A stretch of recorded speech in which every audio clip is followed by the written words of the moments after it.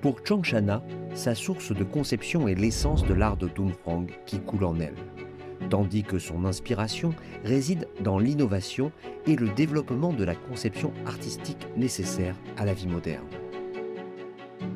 Dunhuang est un centre très vivant, c'est cette multiplicité des œuvres qui ne cessent de se faire, de continuer au fil des années et qui maintenant ont permis progressivement à l'artiste copiste d'exister aussi en tant qu'artiste créateur. Cette petite fille, née à Lyon en France, a suivi son père et forgé ses techniques artistiques dans ce lieu sacré millénaire.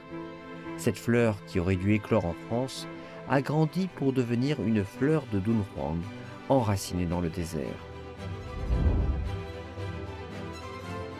D'ailleurs, Changshana a emporté la beauté de Dunhuang hors du désert pour lui permettre de s'épanouir dans le monde grâce à son pinceau.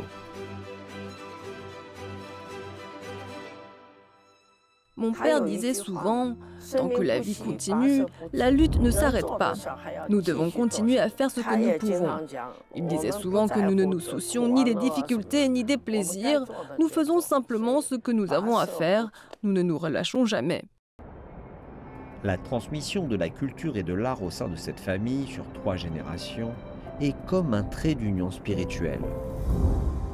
Parler de Dunhuang, c'est aussi parler d'humains, d'êtres humains, qui sont de grands professionnels, de grands artistes, et qui sont en même temps des êtres humains avec leurs émotions, leurs centres d'intérêt, et qu'il s'agisse de Madame Changshana ou de son fils, le professeur Tsui, à l'Institut central des beaux-arts, eh bien, le fait de discuter avec eux, d'avoir des dialogues multiples, a permis de comprendre qu'ils ont un grand amour pour cette œuvre de fresque, de peinture murale.